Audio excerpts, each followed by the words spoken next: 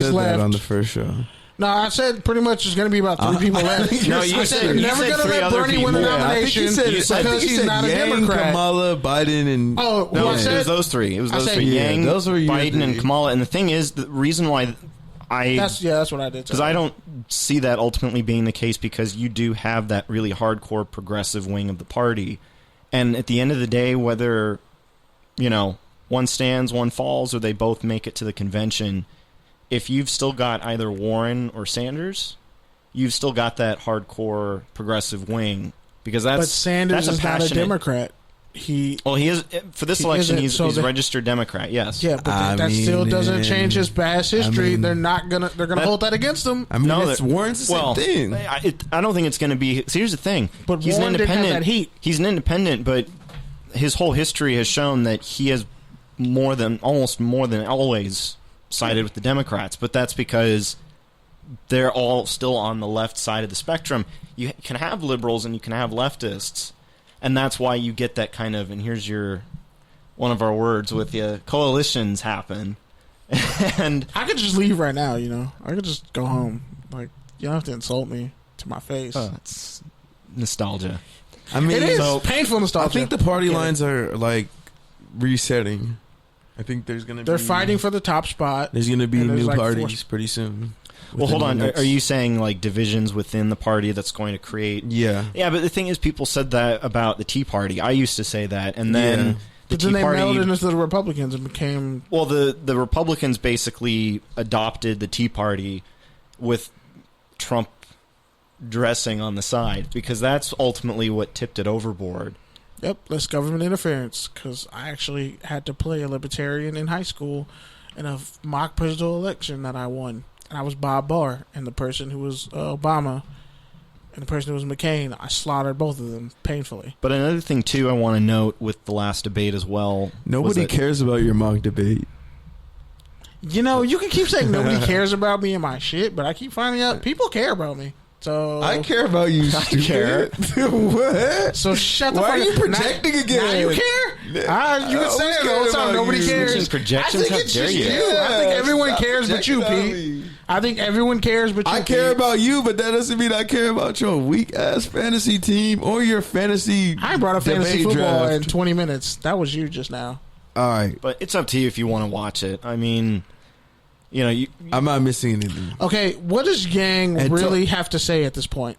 Well, that's the thing. In the debate, the same thing he's been saying. In the debate, one of his big highlighted lines was saying, "I'm Asian, so I know a lot of doctors." Which, a lot of people got mad about that. So that means, and the way I'm looking at it is I'm not miffed by it, but I'm also not he's been saying slapper. That. Well, it's just he's literally said that as well. It's part of why you have the gimmick criticism that he just kind of whips these little, either jokes. pedestals or trivial items just to say, oh, this is why I should be president. And is it possible that it's true though? Like, is it possible that he's just a tool? You mean just a red herring? Like he's literally a stereotype. Like he literally knows all these doctors and all these other. Well, no. Here's the thing. He's terrible property management. I think he gets it. It's just that he thinks that being somewhat self-deprecating, however he projects it, he's thinking, oh, well, this is something that people will laugh at, and they'll look at me and think, oh, he made me laugh. Is he I'm going to like him. Maybe if he's running for something like, I don't know, president, I'll vote for him. Is he a stereotypical? I mean, it's kind of working. Guy who wants to get into politics, though. Well, I've told you guys this countless times that his jokes bomb. It's a business person, and the whole concept of a business person transforming into a politician has historically just not been great. Yeah. I mean, Ross Perot. Yeah, like the Atlantic. The Atlantic did a whole write-up about this, saying that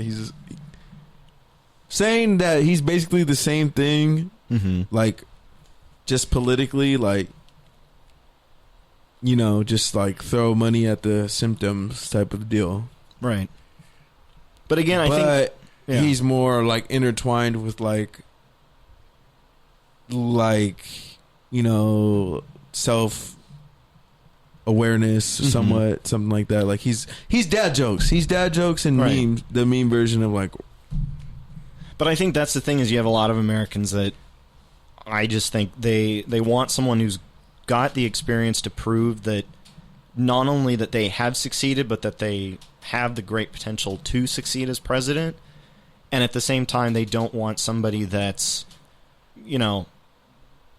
just kind of groping at this position thinking, well, I got to bring myself down to the common man. Well, unlike back when the Democratic Party started, which was all about appealing to the common man back in, it was like the 1820s, the common man now is so different and something that, depending on who that common man is, they could be the silliest, weirdest and worst person or they're a fascist that's going to fash. It's kind of like you just don't know what part of the spectrum the common man is.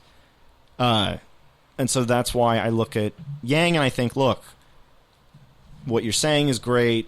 There's a lot of people that agree with you, but at the end of the day, you don't have the history that says to us, this is a guy who really cares about X, Y, Z issues. And that's where I look at somebody like Bernie and think he's got that history. Granted, there's an age gap, but for me, that's not even like what I worry about so much. I worry about just more of like, okay, can you actually get it done? Like, right? Are you actually going to do it? But that's just the thing is It's like Donald Trump. It's like the opposite of Donald Trump. Like, okay, you say you're going to spend all this money on all these different things.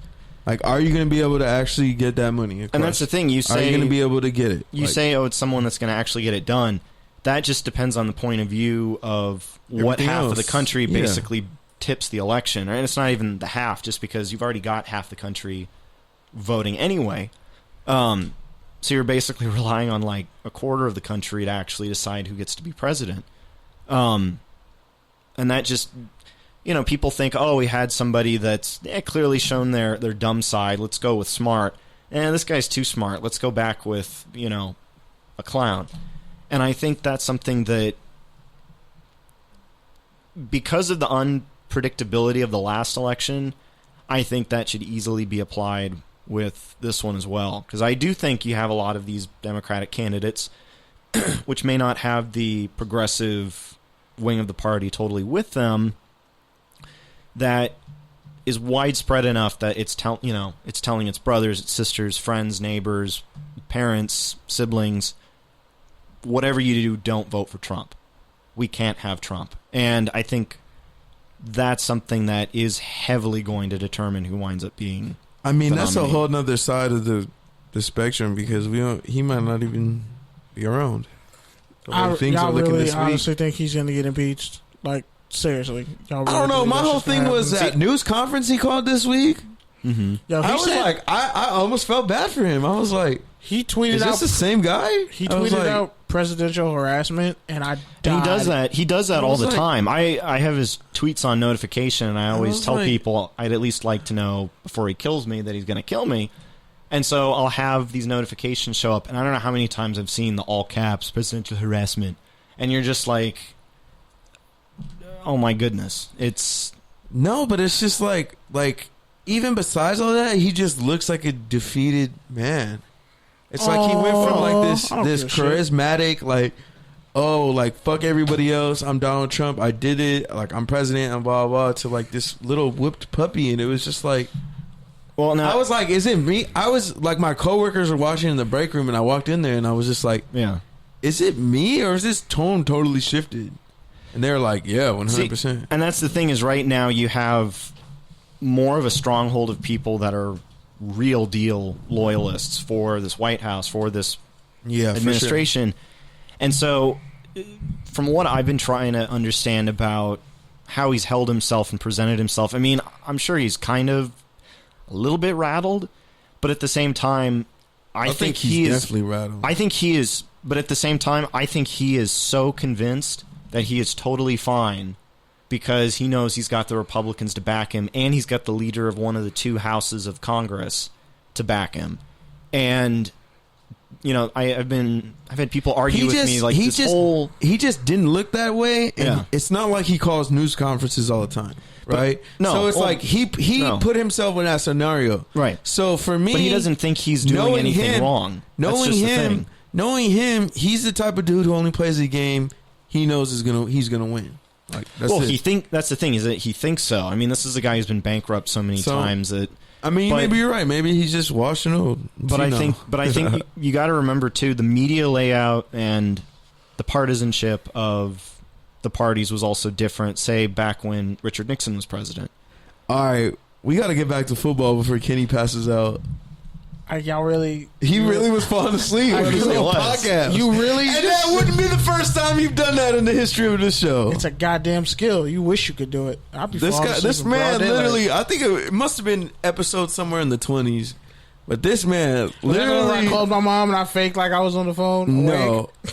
Yeah, that was before that. But we were literally on air and this dude is just... I was like, Kenny, is that a touchdown or touchdown? He was like, oh, it's a touchdown. And then he gave his take, but then literally went back to snoring. I was like, what the hell is going on? I was like, are you I work okay? a 12-hour day. No, I'm not okay. Like, my life was in shambles. Diabetic coma right now? That's not funny, and I don't have diabetes, but my life was in shambles. Shut up. Hey, I'm only making fun of you because we're in the same boat. Right? I'm right there with you. Seems like you're cutting holes in my side of the boat, asshole. I'm projected. Clearly, you're going to get a yeast infection in your chest. Tight shirt wearing ass. Anyway. Damn, I actually know someone who has like a really bad infection in their chest. How you get a yeast infection in your titties? No, like it's not even it's just like a big pus thing. Like he was born with it. It's genetic. Pustule? Yeah, like but it's huge in his chest. He got a titty pustule? Your dick. His nipples pop? You deserve anything you get. No, I guarantee you people like with ailments like that. His chakra was twisted.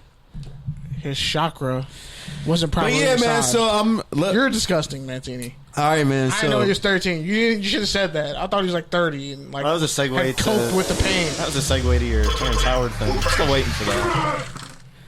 All right, Kenny. Patrick Mahomes, fastest player to get a 99 overall. Man, you got to take your tangent on that. I knew after like the first game. I'm just mad I started him over Lamar Jackson over him.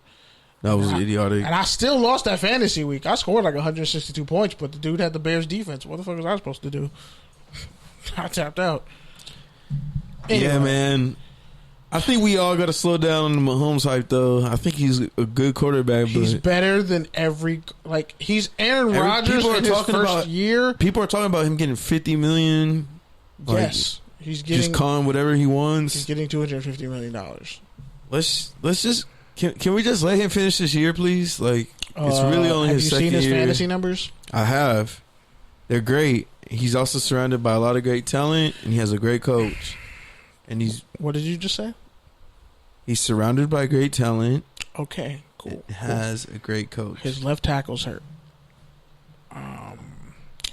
He doesn't have his best receiver, Tyreek Hill. He has pretty much gone. He has a bunch of other fast guys. Demarcus Robinson ran 4.6. Try again. McCall Hardman. He has good game speed. Talent.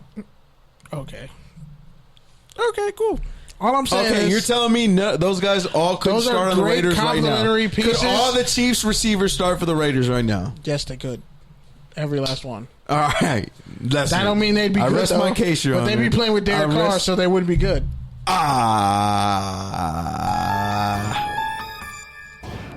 I'm really good at this shit. Like, I'm a professional. And by the way, I just want to harken back to, like, if anyone thinks we cuss too much on this podcast... We went like 60 episodes. We really did. Swearing, making a sexual innuendo. No, we definitely did say some misogynistic ass shit. But that was the era to do it, so we got it out of our chest. And when I say we were ahead of the curve. You. First off, there you go, Your Honor. But since I'm affiliated with Treyway, you, is this touchdown and Treyway now? Snitch ass bitch. Really went on that. You really pulled a fucking Wesley Snipes. Unbelievable. Woo! So it's a bigger criminal operation. I'm the light skinned nigga at the bank. I'm the light skinned brother at the bank. Some aliens are gonna study our shit for toxic masculinity one day. They're gonna study our shit and be like, these guys are on the cusp of a lot of shit. They predicted a lot of stuff. It's already in space by now. Like, damn, what weed were they? Like, what weed were they? Were they smoking the Mighty Morphin Power Ranger grid, moon rocks, like space heroin that Terrence Howard was smoking when he made that long ass statement? I don't even. My brain hurts. I just feel like I gained an extra. Like, I don't know. I feel like I gained extra fucking brain cell in my head when I watched.